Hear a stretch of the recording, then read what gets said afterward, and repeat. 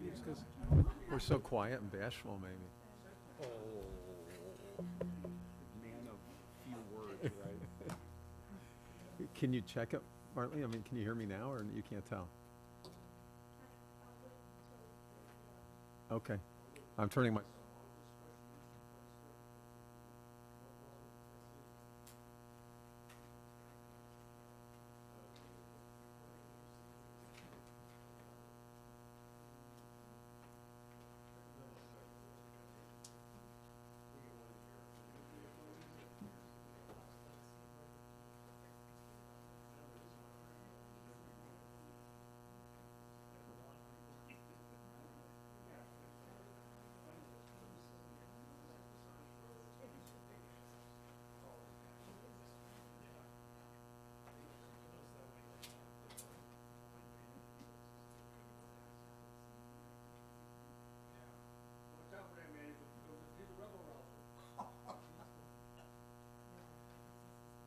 I'm worse than that.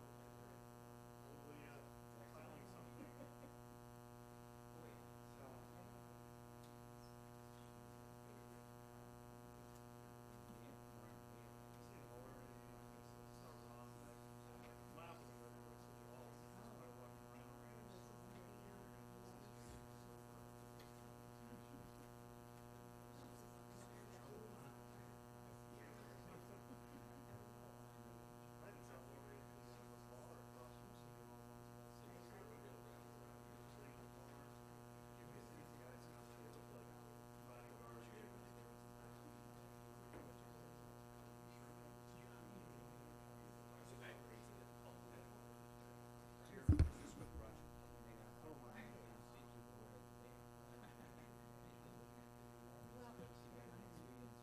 ask, I'd be happy to get them copies of those things. Yeah. You got that Napoleon feature.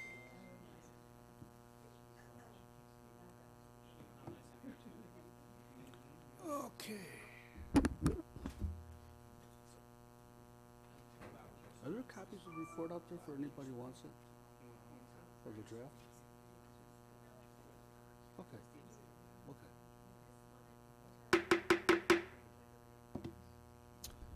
Good evening, ladies and gentlemen. Welcome to the meeting of the Skokie Plan Commission for December 1st, 2022.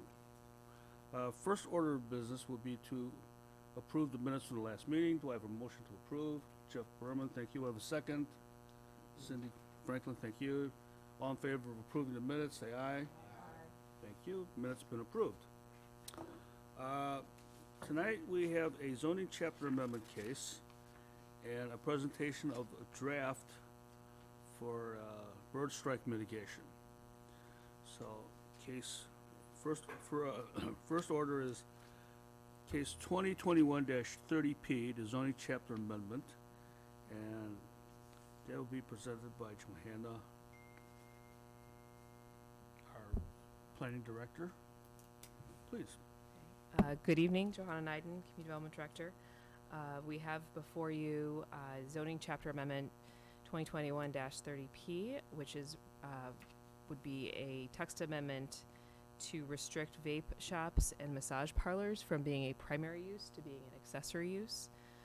We're proposing to better align the business licensing chapter of the Village Skokie Code with zoning requirements. So the existing uses, tobacco, tobacconist establishment, to cigarette and tobacco sales, and that they would be limited to grocery, pharmacy or convenience stores, and they will be limited to no more than 20% or 100 linear feet of shelf space or display area, whichever is less. Massage parlors, similar to are a standalone category right now, and we were finding that to limiting services to licensed physicians, chiropractors, physical therapists, and health fitness centers. I'm happy to answer any questions.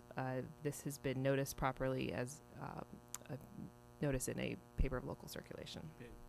Have you received any comments by email or phone? None. Okay. Okay, so my question is, are the massage services, current massage parlors are allowed to still operate as long as, how does that work? Do they have Correct. do they have a license? Do they- All existing businesses would be allowed to continue to operate as legal nonconforming, but they would not be allowed to expand if they were going to expand as as the sole use, and they wouldn't be allowed to new Sell ones it. open in the same location. They couldn't sell their operation. Correct. Any questions of staff? Is there anybody in the general public tonight that has a comment or question on case 2021-30P, zoning chapter amendment to restrict vape shops and massage parlors? No one? Okay. Then I am open for a motion. Commissioner Berman? Mr. Chairman, I'll make a motion that we accept the staff report and recommendations as presented. Okay, do I have a second? Commissioner Franklin, thank you. I will call for the vote. Commissioner Osley is absent. Commissioner Manchella? Approve. Aye, Aye. thank you. Sorry. Commissioner Okay. Shaw? Yes. Commissioner Franklin? Aye. Commissioner Giovannahu is absent tonight. Commissioner Lakani is absent tonight. Commissioner Berman? Commissioner Matei? And I'll vote aye. So the motion passes. This case still has to go before the Board of Trustees at some future date. They meet on the first Monday and third Mondays of every month. And anybody who's interested, let us know. We will notify you when that meeting will occur. Next on the agenda is a report by Johanna Nynan. A discussion on this draft for bird strike mitigation building design guidelines. Ms. Nynan, go ahead. So staff has prepared a draft design guidelines. This went to SEAC about a month ago for review. Had a robust discussion there. This document would be codified in the building code and not in the zoning code. So we're here tonight to talk, get any feedback. You had a significant project before you had a project before you that was significant in concerns with birds, so we wanted to make sure we captured any feedback that this group had, and then this will go to the board later this month. But basically, this guidelines outline the area of buildings, the parts of the building that we don't want birds to hit, the vulnerable parts, the glass parts, the little openings that birds can hit, vents, making sure that we're having developers or anybody new construction that they're building the safest possible building for birds. But we're also giving them flexibility to do material choice. Design guidelines are intended to give flexibility, but also to make sure that we're being clear on what we want to see in terms of resolving this deep concern that we have. So basically, if you're a large development, you would submit along with your building permit a chart indicating what kind of materials you're going to use and what that threat factor would be calculated as, and you have to keep your threat factor below a certain number for different parts of the building. So that's pretty clear. Chicago does this. It's not a requirement right now. It's part of their sustainability checklist. If people want to obtain points for sustainability measures, they utilize this. And then Evanston adopted this in late August. They have almost identical guidelines to Chicago, but it is a requirement for buildings over a certain size. Now, these are for commercial and for residential buildings. They would be, yes, for large residential buildings. There are some exemptions for properties. Projects that are not subject to the ordinance requirements include detached 1 and 2 family dwellings, multiple single-family dwelling like townhomes and residential buildings 3 stories or less in height above grade. Projects that are not subject to the ordinance are still encouraged to incorporate bird-friendly measures.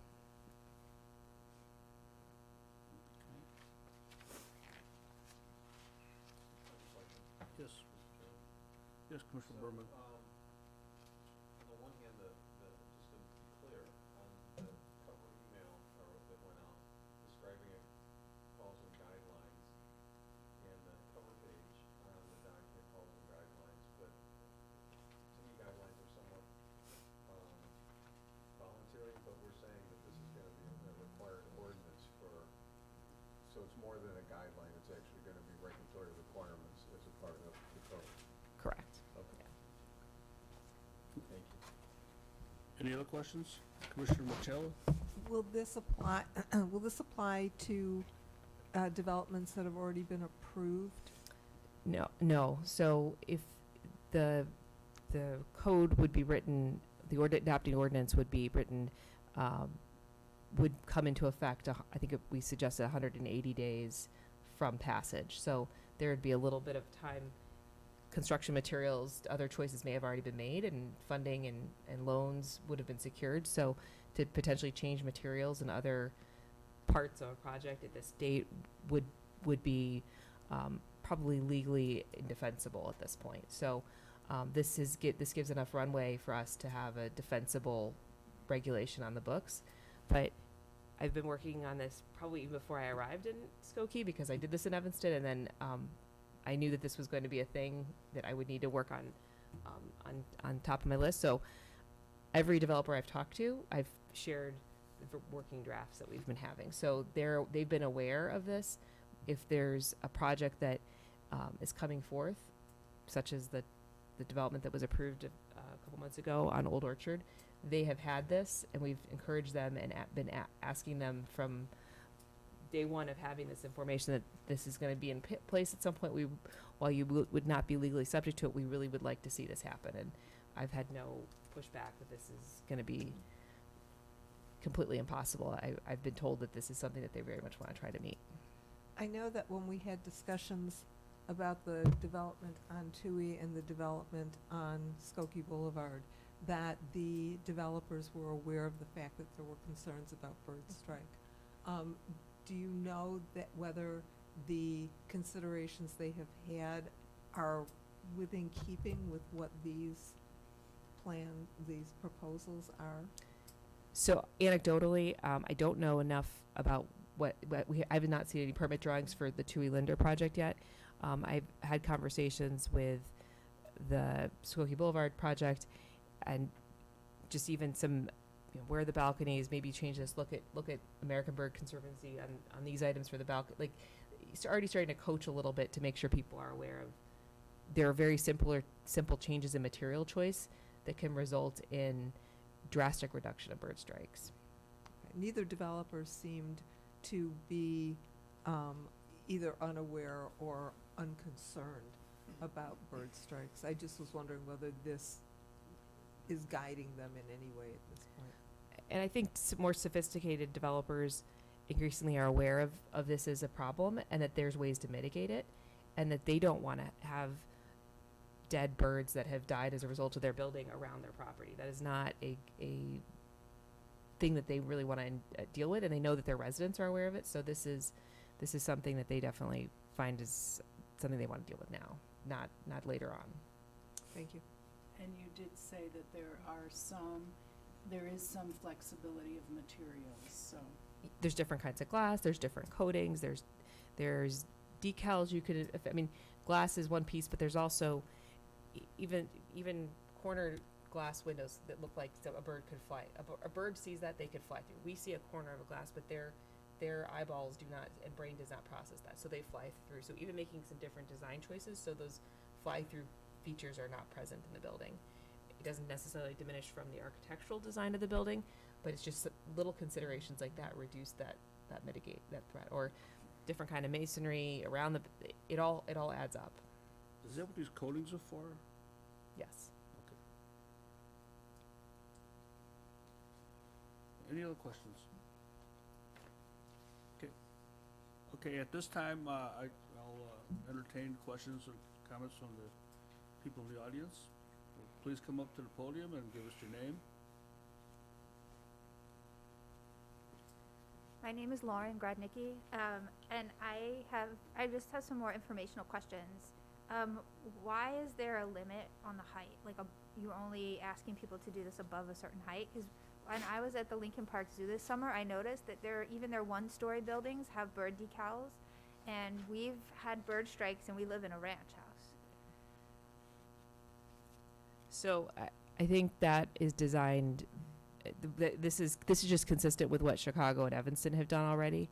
I'm not inclined to necessarily put this on a 1 or 2 family home at this point until we have more research. I know that there are increasing bodies of knowledge of how I live in a ranch home, and birds hit my home, and I've worked to mitigate that. I think there's also a piece of all this that is public education, because we don't have a ton of single family 1 and 2 family homes being built.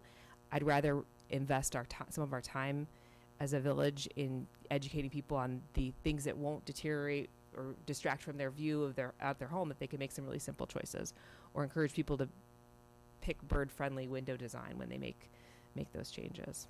Okay, thank you. Any other questions?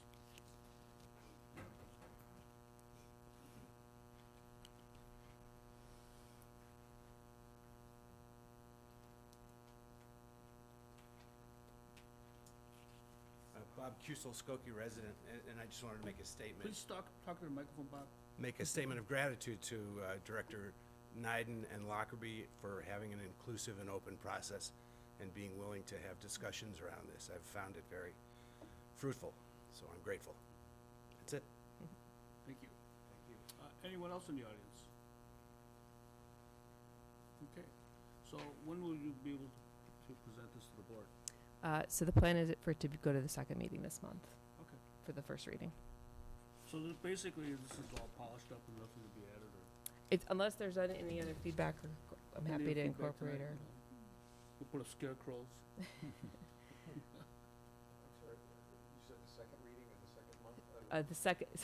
The first reading will be in the second meeting of this month. So the second reading won't be till January then? Correct. Okay, so, and it will be voted on then, at the second reading? Okay. And that'll be the first meeting of January that it'll be voted on? I'm gonna guess it's probably gonna be the second meeting given the holidays and, Well, it depends on how fast they can write the yeah. ordinance. I mean, a lot of this is already written, so Yeah. fingers crossed we can do it.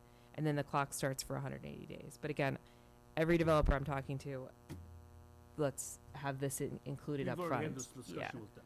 Yeah. Yeah. And this, they are very aware of the concern and the policy that the village has, that we want to see this happen. And so I don't anticipate somebody saying, I'm gonna fail to meet this. I think they're gonna try really hard to meet this at this point.